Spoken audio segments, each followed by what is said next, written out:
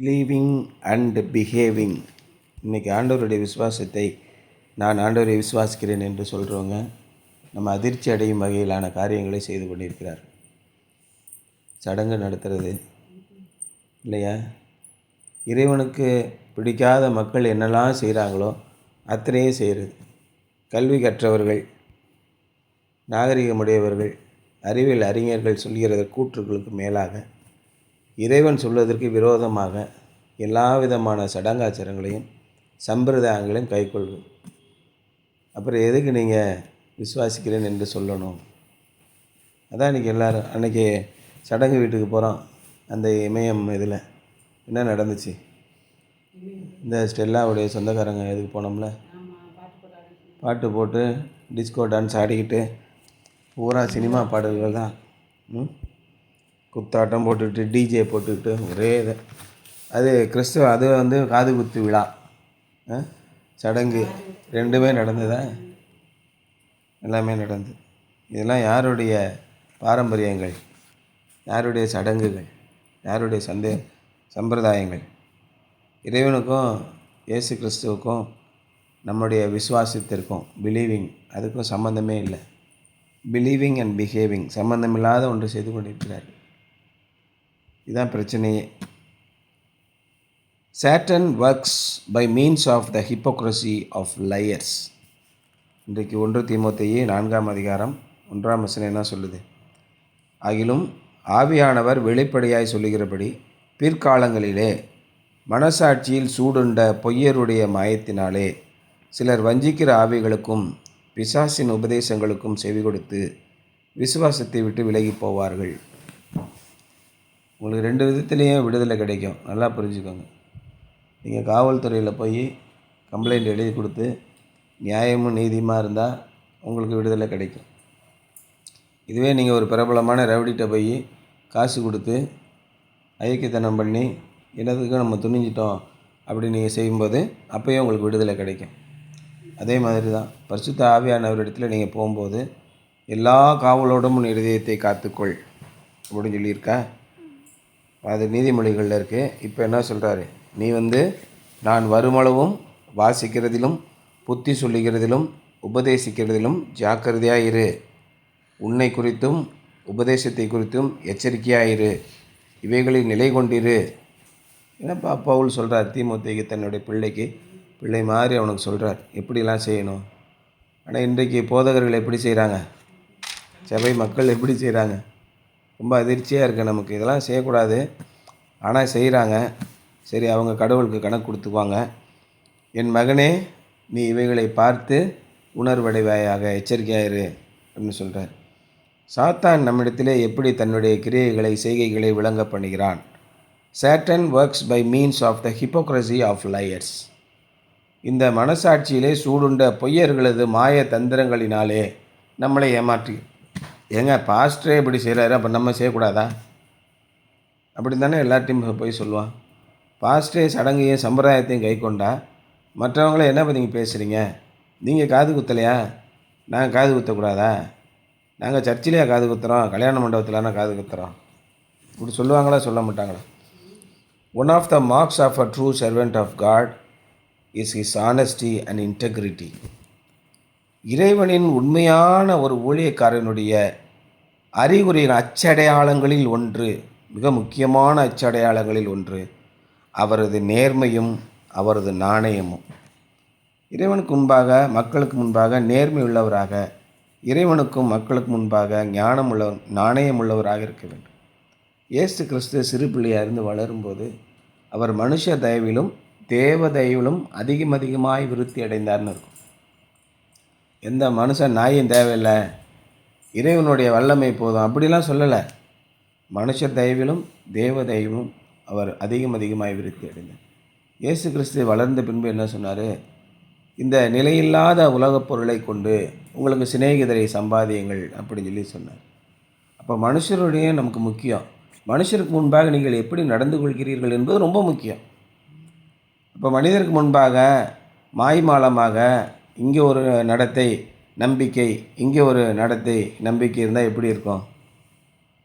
அதான் இங்கே சொல்கிறார். One of the marks of a true servant of God is his honesty and integrity. He practices what he preaches. என்ன போதிக்கிறாரோ அதை கைக்கொள்ள வேண்டும். அதான் ஒரு தேவ ஊழியக்காரனுடைய செயல். This does not mean he is sinlessly perfect, but that he sincerely seeks to obey the word of God. அதற்காக ஒரு பாவமும் செய்யாமல் பரிசுத்தவானாகவே வாழ்ந்து முடிக்கிறார் அப்படின்னு அர்த்தம் இல்லை. நம்ம எப்பயுமே ஒரு எக்ஸாமினேஷனில் அதிக மார்க் வாங்குகிறோம், ஒரு எக்ஸாமினேஷனில் கம்மியான மார்க் வாங்குறோம். வண்டி ஓட்டிகிட்டு போகிறோம், சில இடங்களில் நம்ம இடிச்சிடுறோம், சில இடங்களில் கீழே விழுந்துடுறோம். நம்ம நடந்து போகிறோம், சில நேரங்களில் தண்ணி தரையில் இருக்கிறது தெரியாமல் வழுக்கி விழுந்துடுறோம், கல்லில் இடிச்சிடுறோம். இப்படி நம்ம பல தவறுகள் நடந்து கொண்டே இருக்கிறது. நம்முடைய வாழ்க்கையிலையும் இதே மாதிரி நடக்கும். அப்போ அதிலிருந்து மறுபடியும் நீ மனம் திரும்பி ஆண்டவருடைய பாதையிலே வர வேண்டும். அதற்காக அப்படி வராமல் அதெல்லாம் கிடையாது, நான் செய்கிறது தான் சரி, புதிய வழியை உனக்காக தோற்றுவித்து கொண்டு இறைவனிடத்திலிருந்து விலகி போகும்போது என்ன ஆகுது? But he sincerely seeks to obey the word of God. தேவனுடைய வசனம் என்ன சொல்கிறதோ அதை கண்ணுங்கருத்துமாக படித்து மறுபடியும் அதற்கு கீழ்ப்படிய வேண்டும். துணிகரமாக போனீங்கன்னா என்ன ஆகுது? அதான் சொல்கிறார், இந்த இம்மைக்குரிய ஜீவனிலும் மறுமைக்குரிய ஜீவனிலும் நம்மளை போட்டு குழப்போம். தேவ பக்தியானது இந்த ஜீவனுக்கும் அப்படின்னு போட்டிருக்கு. இந்த ஜீவன் என்ன? இந்த வாழ்வுக்கும்னு அர்த்தம். தவறாக மொழிபெயர்த்திருக்காங்க. தேவ பக்தியானது இந்த வாழ்க்கைக்கும் இதற்கு பின்வரும் வாழ்க்கைக்கும் வாக்குத்தத்தம் உள்ளது ஆகையால் எல்லாவற்றிலும் அது பிரயோஜனமானது. எது? தேவ பக்தி. அப்போ இந்த வாழ்க்கைக்கும் நீங்கள் தேவ பக்தி உள்ளவர்களாகி அந்நிய மனுஷருடைய சடங்காச்சாரங்களையும் அந்நிய மனுஷருடைய கோட்பாடுகளையும் கைக்கொள்ளக்கூடாது. அது ஆண்டவருக்கு விரோதமானது. ஆண்டவர் என்ன சொல்கிறாரோ அது கேட்க வேண்டியதானே. ஆனால் இன்றைக்கி என்ன நடக்குது பாருங்கள். One of the marks of a true servant of God is honesty and integrity. அப்போ நேர்மையும் நாணயமும் இருக்க வேண்டும். He practises what he preaches. என்ன போதிக்கிறாரோ அதை கைக்கொள்ளவும் வேண்டும். This does not mean he sinlessly perfect, but that he sincerely seeks to obey the word of God. கண்ணுங்கருத்துமாக நாம் வாழ்க்கையிலே வழுகி விழுந்தாலும் மறுபடியும் ஆண்டவரிடத்திலே திரும்பி கெஞ்சி நின்று அவருடைய வசனத்திற்கு கீழ்ப்படிய வேண்டும். He tries to maintain a good conscience. The word seared means categorized. நல்லதொரு மனசாட்சியை நாம் வைத்துக்கொள்ள வேண்டும். நமக்கு மனசாட்சி இருக்கும். நம்ம மனசாட்சி என்ன? நீதிமொழிகளில் போட்டு மனுஷனுடைய மனசாட்சி பாக்கி இருக்க வசனம், மனுஷனுடைய மனசாட்சி கர்த்தர் தந்த தீபமாய் இருக்கிறது, அது உள்ளத்தில் உள்ளவைகள் எல்லாம் ஆராய்ந்து பார்க்கும். மனசுக்குள்ளே என்ன இருக்குன்னு நமக்கு தெரியும். இயேசு போகும்போது சொல்லிட்டு போனார், உன்னுடைய மனசாட்சியே உன்னை குற்றவாளி என்று தீர்த்தால் வேறு சாட்சி எதுக்கியா போயா? வேறு சாட்சிகள் தேவை என்னன்னு கேட்டார். நம்முடைய மனசாட்சியை சுத்த மனசாட்சி, அதான் இங்கே சொல்ல நல் மனசாட்சி உடையவனாக இரு. இந்த 1ஆம் அதிகாரத்தில் பாருங்கள், இந்த தீமோத்தி 1 பாருங்கள், இந்த நல் மனசாட்சியை சிலர் தள்ளிவிட்டு விசுவாசமாகிய கப்பலை சேதப்படுத்தினார்கள். தானாக வந்து நிற்கிது இந்த வசனம். நமக்கு என்ன மனசாட்சி வேணும்? அப்போ இந்த மனசாட்சியை சிலர் தள்ளிவிட்டு 4ஆம் அதிகாரம் 1ஆம் வசனம் வந்துருங்க. மனசாட்சியில் சூடுண்ட பொய்யர், இவங்க தான் இன்றைக்கு போதகர்கள். நல்ல வேளை இந்த முறை தீர்க்க தரிசனம் சொல்லாமல் போயிட்டாங்க இந்த 2 பேரும்.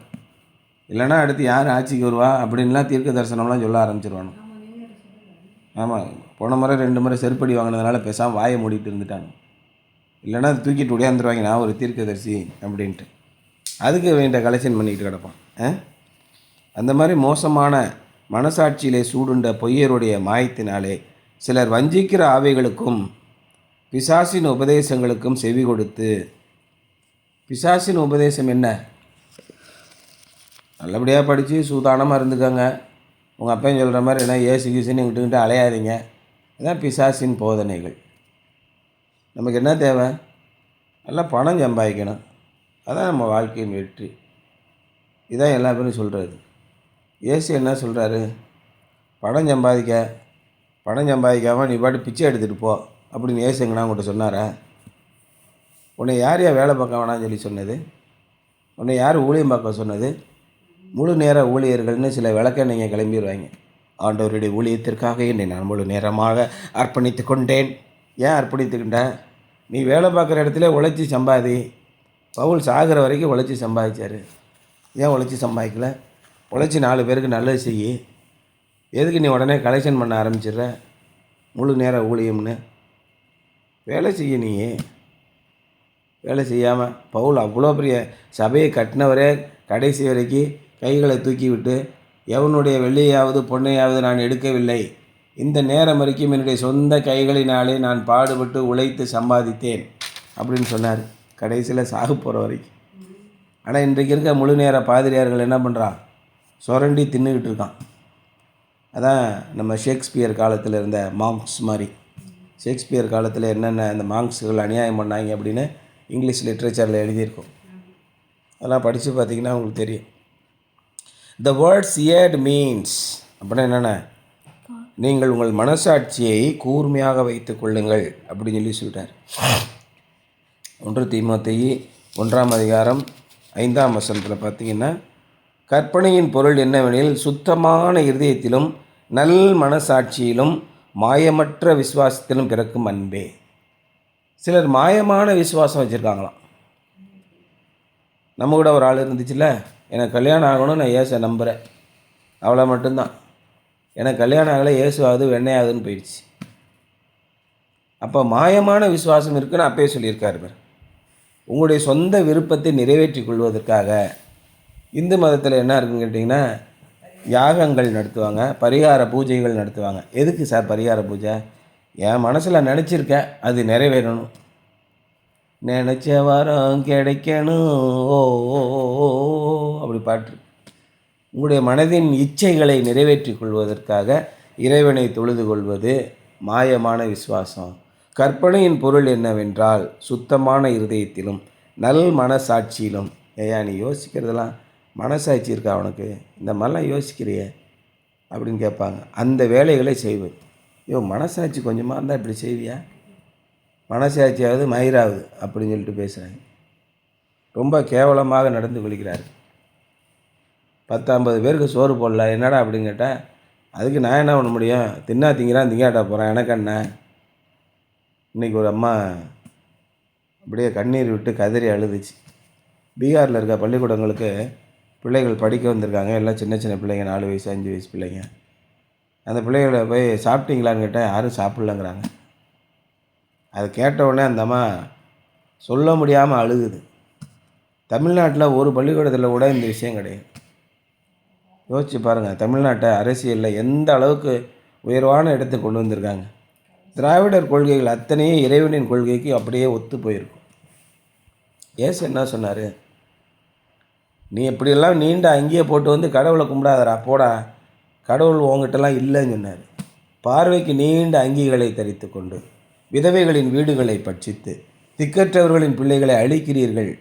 சபையாடா நடத்துகிறீங்க, மானம் கட்டுவீங்களா? சர்ச்சுக்குள்ளே புந்து வெளுவெளுன்னு வெளுத்து எடுத்தார். அதுதான் பெரியாரும் செஞ்சார். மதத்தின் போர்வையில் ஏன்டா இழிவுபடுத்துகிறீங்க?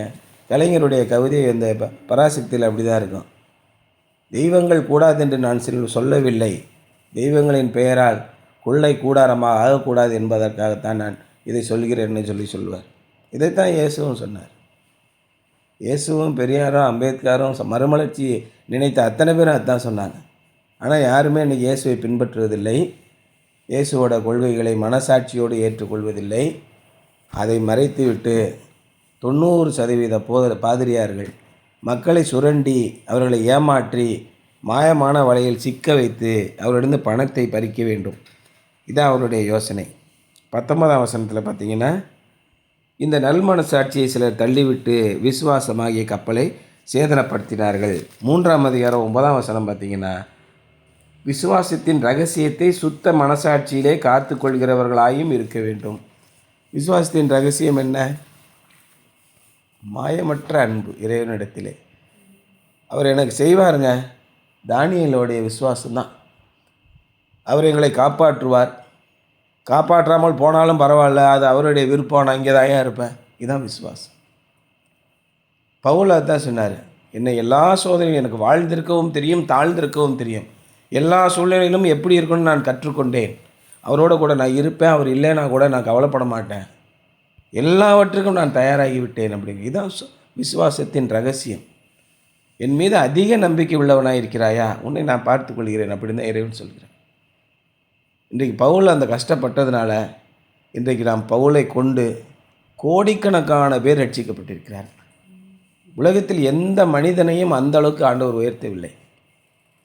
பவுலை சிலுவையில் அறிந்து தலைகீழாக சிலுவையில் அறிந்து கொன்றார்கள், சிறைச்சேதம் பண்ணி கொண்டார்கள். பேதுருவை தான் தலைகீழாக கழுத்தை வெட்டி கொண்டுட்டாங்க. நல்லா ஓரளவுக்கு 70 வயசுக்கிட்ட வந்துட்டார்.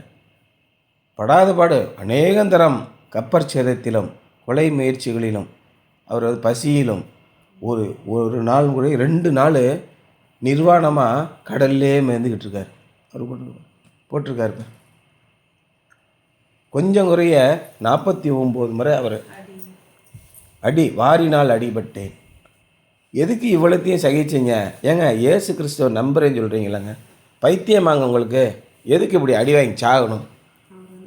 யோபுவோட மனைவி அதானே சொன்னாங்க, கடவுளை நம்புறேன்னு சொல்கிறீங்க, போட்டு எல்லாம் குடிமொழியை போச்சு, சும்மா கடவுளை நம்புறேன்ட்டு என்ன நினச்சிக்கிட்டு இருக்கீங்க?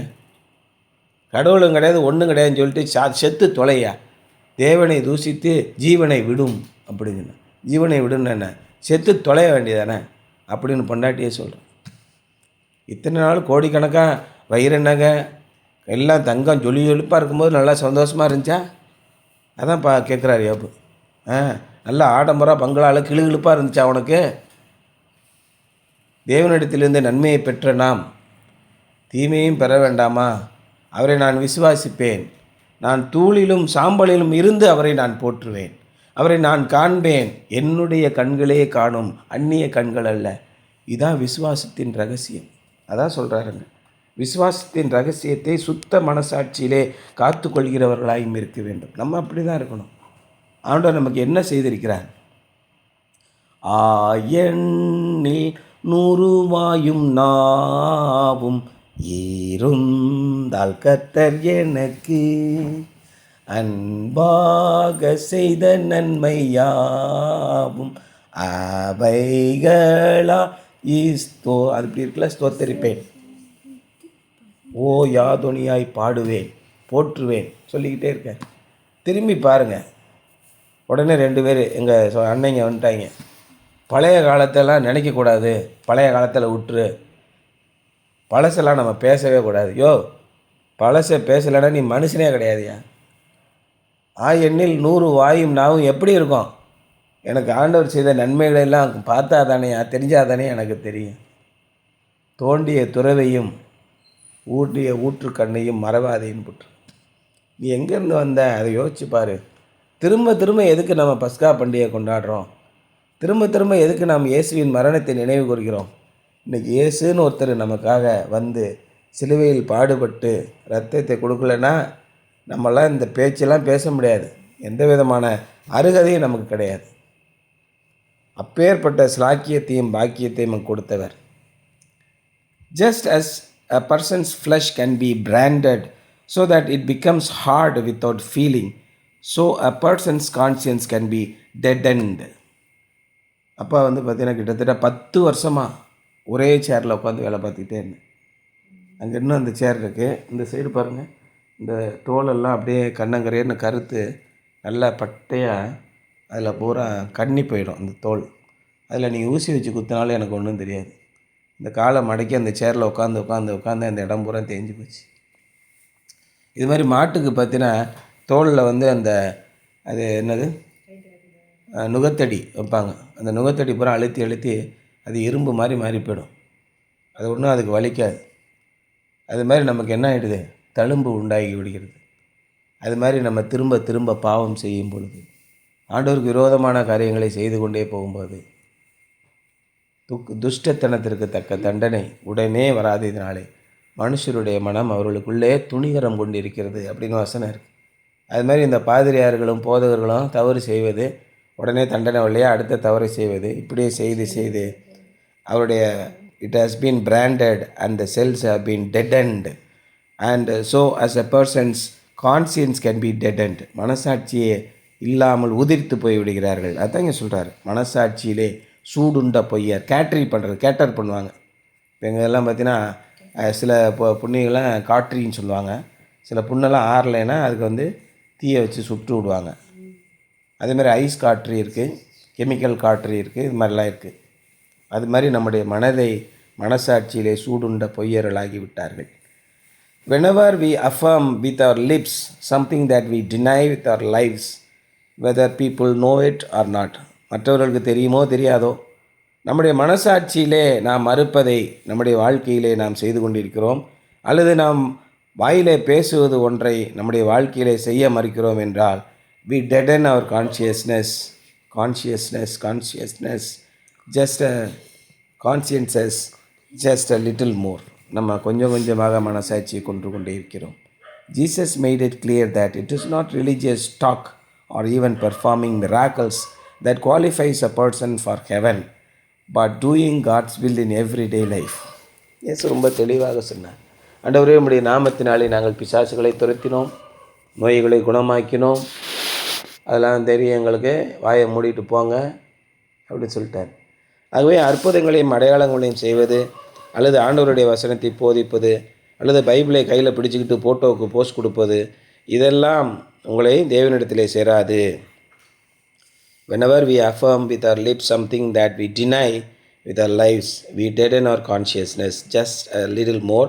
Jesus made it clear that it is not religious talk or even performing miracles that qualifies a person for heaven, but doing God's will in everyday life. அன்றாட வாழ்க்கையிலே இறைவனுக்கு பிடித்த காரியங்களை செய்ய வேண்டும். அதான் நம்முடைய வாழ்க்கையின் குறிக்கோள், நோக்கம். As an apostate is not just wrong doctrinally, he is wrong morally.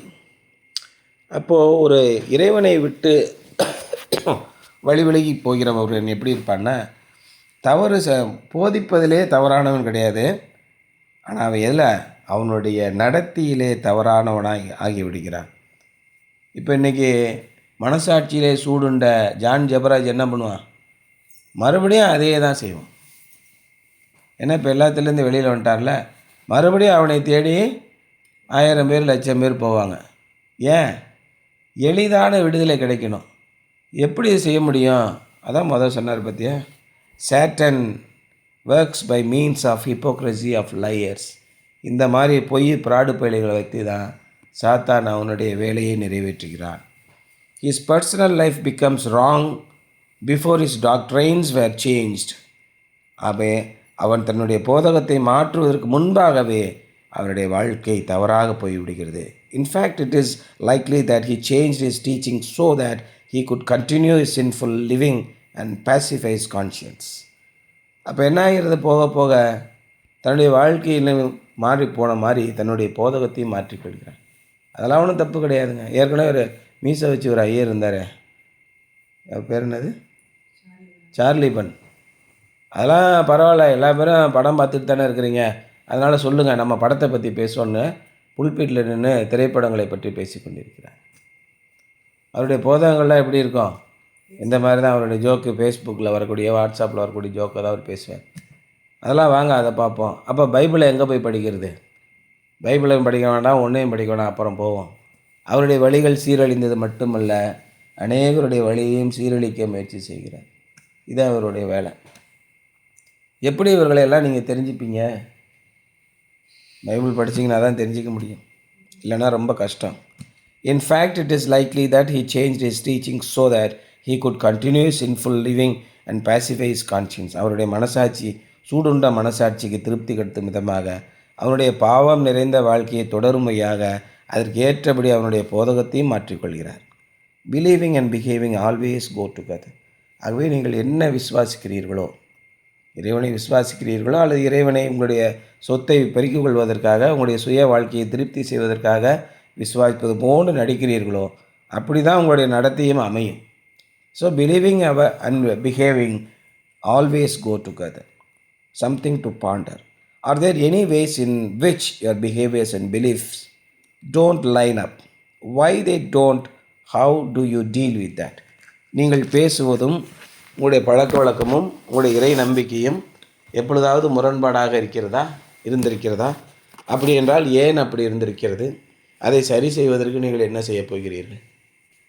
இதான் என்னுடைய சிந்தனை. சரியா?